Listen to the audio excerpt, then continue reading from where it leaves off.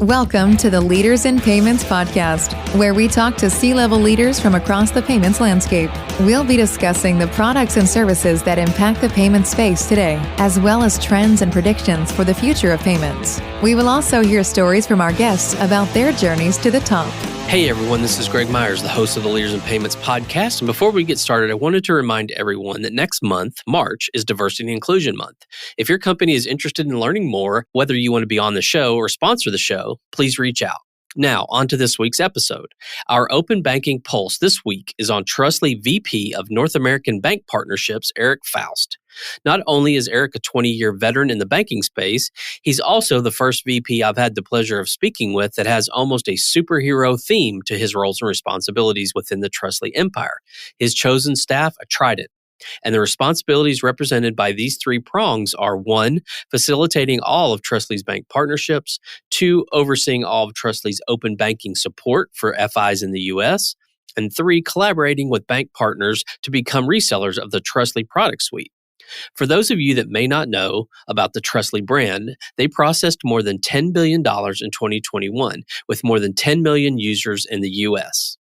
Tune in this week to hear him share his invaluable perspective on the open banking concept from the front lines, including the 3 pillars of regulation, lessons from across the pond, and what the future looks like as related to standardization and 24/7 365 banking.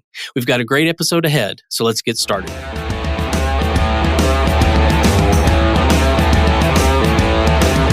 Hi, Eric. Thank you for being here and welcome to the Leaders in Payments podcast and more specifically this special Pulse of Payments episode where we're going to be talking about open banking. So thanks so much for being here. Thanks, Greg. Appreciate you having me. Absolutely. So let's dive right in. Tell our audience a little bit about your background and your role today at Trustly.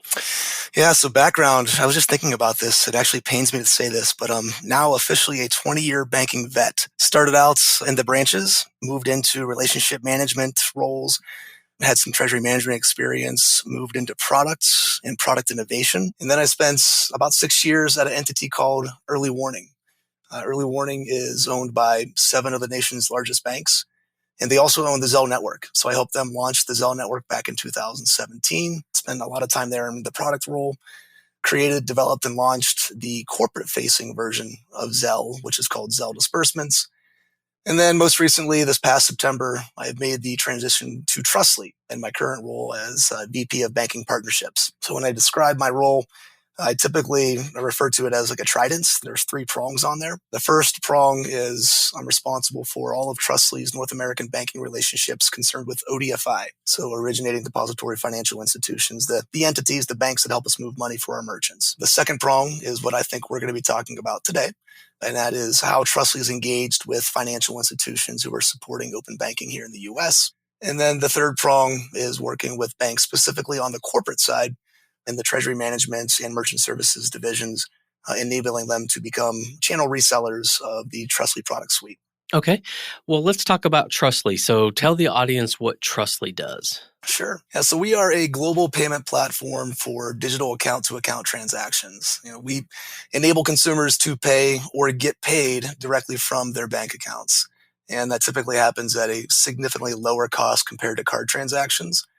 And we also guarantee that payment, which means no chargebacks to our merchants. Our product suite includes things like the guaranteed payment product, instant payments, account validation, and there's a whole plethora of other services that we support. Just to put some data around Trustly, we processed more than $10 billion in payments last year, and we have more than 20 million users here in North America, and that number is growing significantly. To give you an idea of just the growth here at Trustly, when we looked at year-over-year revenue growth in North America, we increased it last year by 537%.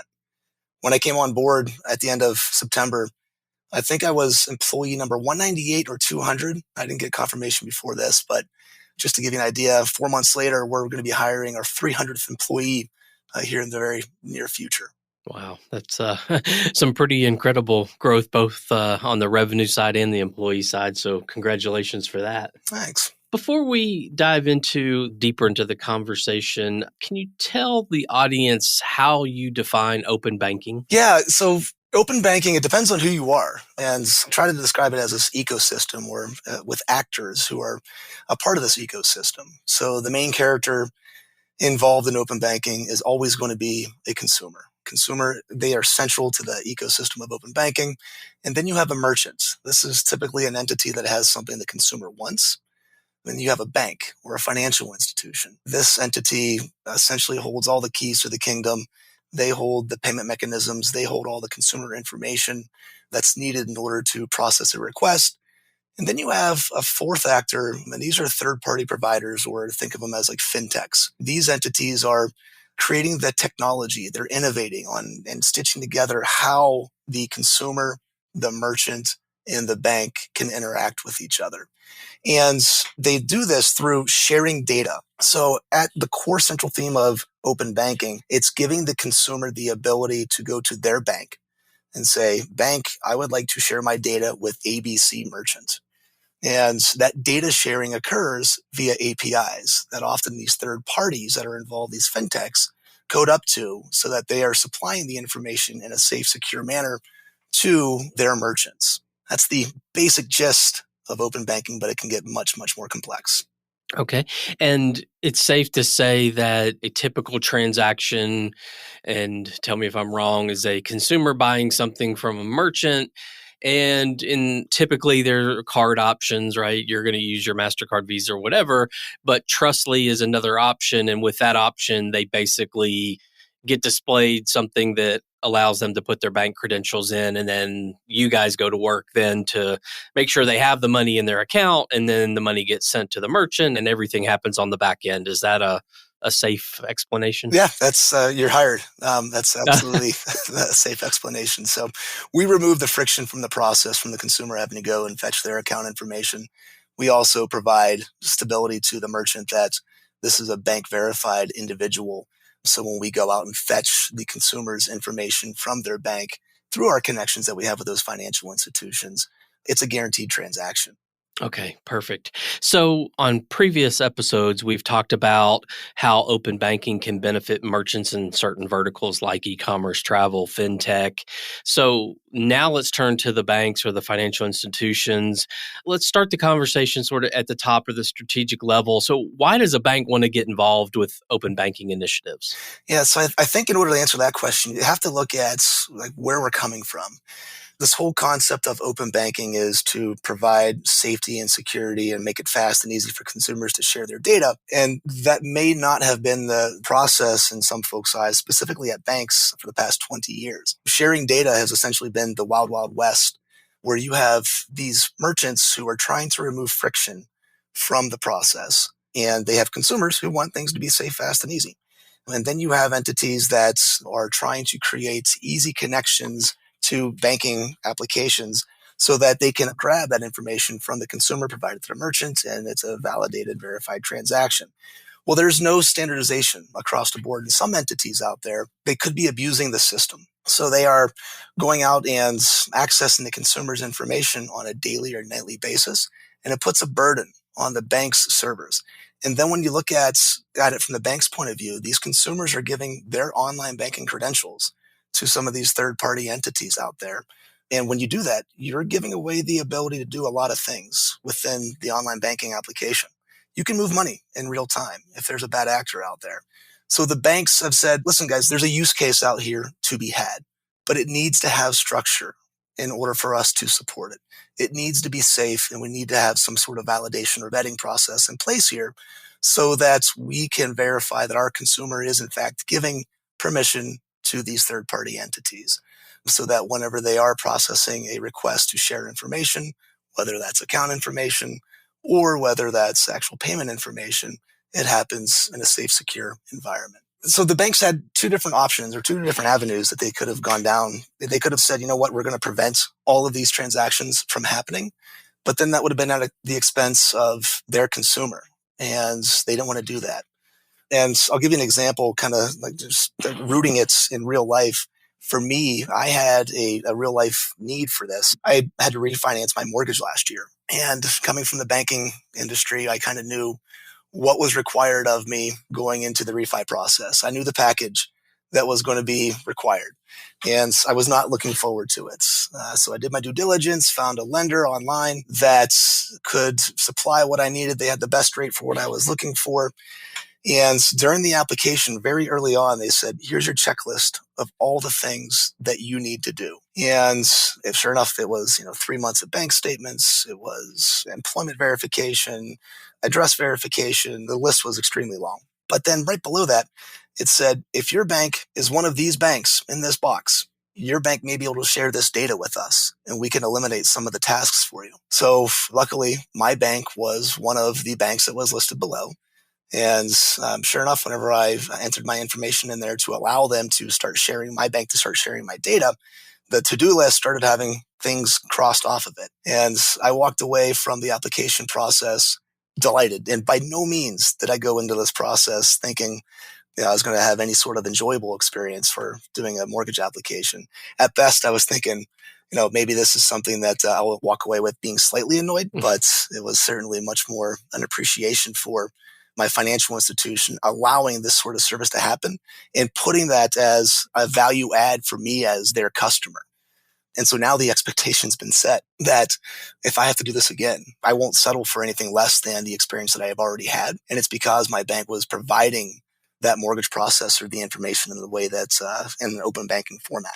Okay. I think that's a good segue into the next question. So is open banking a strategy that most banks are considering, or is it more of a consumer-driven initiative and they really have no choice to do it because their consumers are asking for it? Would it be considered copping out if I said a little bit of both? It's probably the right answer, so go ahead. Yeah, it's certainly a consumer-driven initiative, right? The consumers are the ones who are driving the want and the need for this. If there wasn't a consumer in play, this wouldn't even be a discussion. But as consumers in our day-to-day life, we look for ease and convenience. We want technology and electronification of things to replace paper methods. And that's what open banking is doing for us. So is it a strategy for banks? I think it's now become a strategy.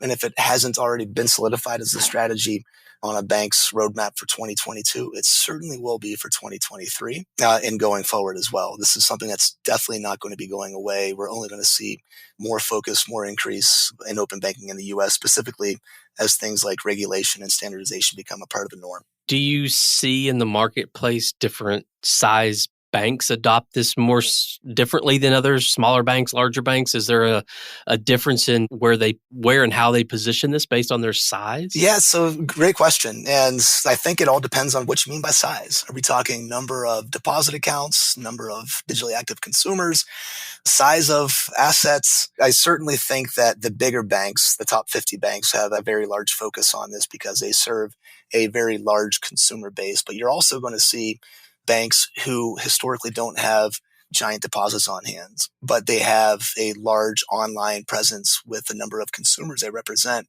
gravitating towards the open banking infrastructure because their consumers are the ones who are leveraging the online world to transact. And they want to be front and center of that. And they want to be looked at as enablers, not a disabler for their consumers. So value add, not a value hindrance for their consumers.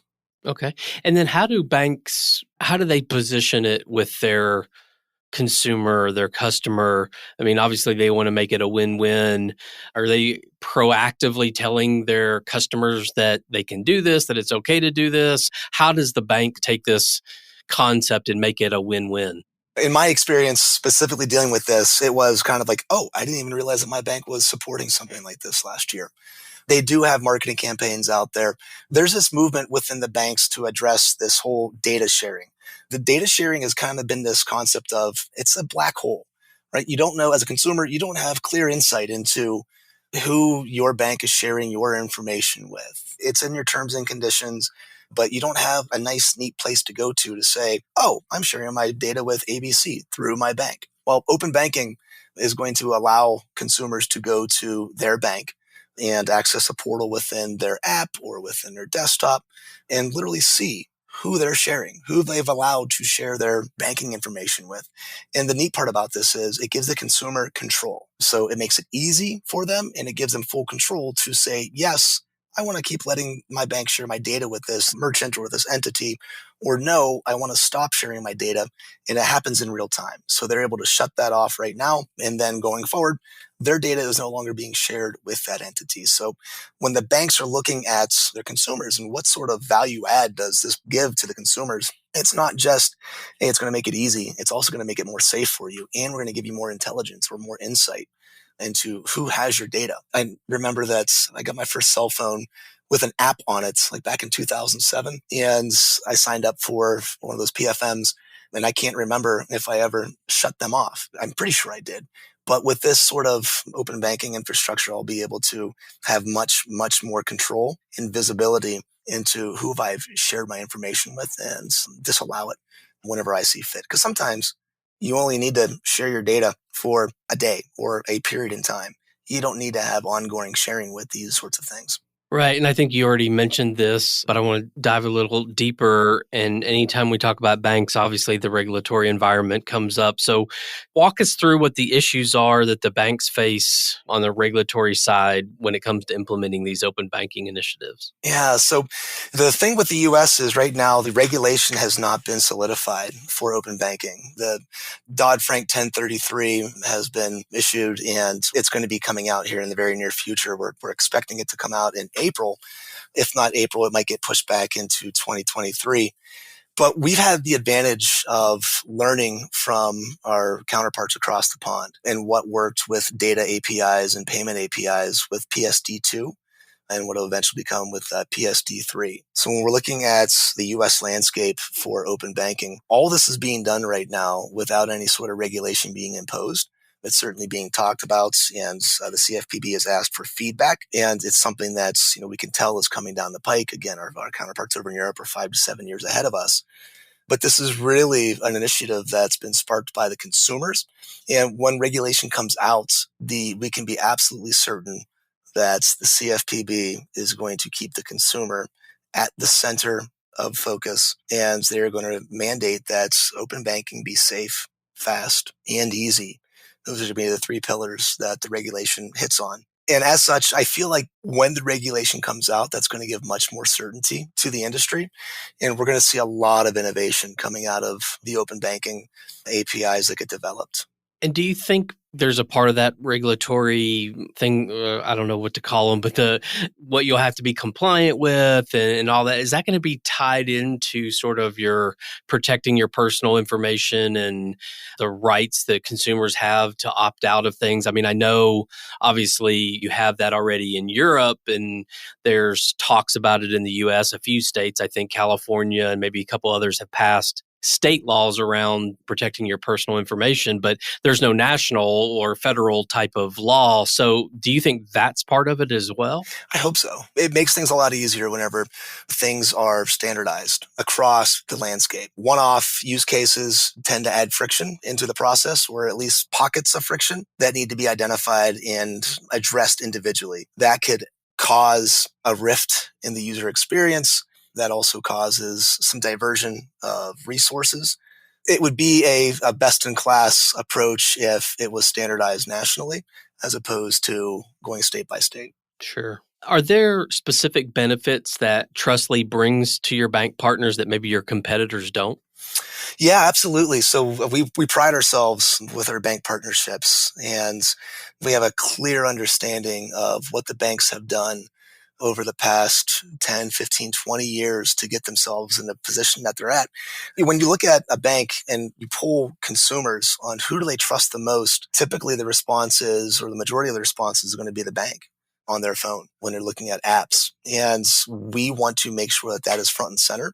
We also want to make sure that we are propelling the bank's investments in certain items or certain things that they've created. For example, the real-time payment network that the clearinghouse launched back in 2017. Trustly supports the real-time payment network through our banking partnerships right now, so you can do instant payments. And we are innovating with our banks heavily to help garner more usage for the RTP network, specifically around the RFP, the request for payments use case. We're trying to address that with the lens of removing user friction from the current process. And so we're engaged with our financial institutions who offer RTP as a service to us to help remove some of that friction and really partner with them. And then when you just look at our guaranteed payment product or any of our payment products, the partial guarantee or the no guarantee, we keep the bank at the center of the consumer experience. So that consumer is going to have the brand experience and understand that their financial institution is providing this service for them, so that they have a value add. Anytime that a consumer chooses Trustly for a payment service, we promote the bank in front of them to make sure that the eyes are wide open there, that the bank is getting the recognition for that. And I assume you're involved in the FedNow launch that will be coming up in the next, I don't know, year or so? Yes, we are. Man, you blink, you spend 40 years of just, using ACH, and all of a sudden you blink and now there's 2 new real-time payment rails. So yeah, FedNow, we are absolutely a part of that, and we will be supporting FedNow payments as well in all aspects. So their request for payments as well as their push or their send transactions. It's an exciting time to be in banking for sure. Absolutely. 24/7, 365 banking. How things are going to change whenever you start seeing, your mortgage payment coming out on a Saturday at 12:30 a.m. Right. If you don't mind, could you walk through a scenario of how Trustly and the banks work on the request for payment side? And I know we haven't talked about that much yet, and given the open banking initiatives we've talked about. So I'm curious if there's a use case that you could describe for the audience. Yeah, so think of like a bill pay scenario, right? I mean, that's where request for payment comes into the conversation. There are consumers out there who don't want to tie their credit card or their debit card to a bill pay scenario. The user experience today has the user or the consumer jump from application, the biller application, back to their bank application, back to the biller application. And oftentimes that can be a very clunky process, and it results in consumer drop off. So our mission has been working with corporates, so billers, as well as our banks, to address that use case and reduce or eliminate entirely the need for the consumer to jump from the merchant app back to the bank app and then back to the merchant app, having everything occur within, we call it a light box. So that way the consumer is essentially on the merchant page the entire time. And behind the scenes, Trustly is navigating the origination of the request for payment from our ODFI, and then waiting for the consumer's bank to receive that RFP and then presenting it to the consumer in session while they've already logged into their bank using Trustly. Okay. Thanks for walking through that. From a banking perspective, where do you see open banking heading, say, in the next 2 to 3 years?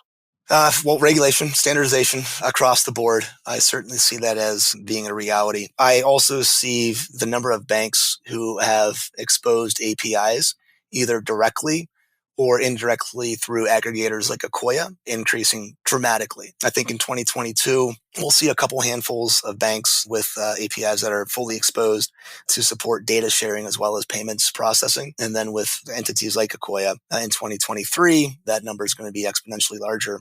And then 2024, I think you're going to really start to get to maybe not total ubiquity, but a lot of the smaller sized financial institutions who maybe don't have the technology departments staffed or resources available to create these APIs will be going through other aggregators. So the vast majority of US banks should be participating in the open banking ecosystem within 3 to 5 years, I'd say. Well, Eric, we've covered a lot of ground on open banking, and definitely like the conversation around all the banks and how they work and you work together with them. Thank you so much for being on the show today. I know your time's very valuable, so I really appreciate you being on the show. Yeah, absolutely. Thanks for having me, Greg. I appreciate it. Absolutely. And to all your listeners out there, I thank you for your time as well. And until the next story. Thank you for joining us this week on the Leaders in Payments podcast. Make sure you visit our website at leadersinpayments.com, where you can subscribe to the show and where you'll find our show notes. If you enjoyed listening, please share on your social channels as well.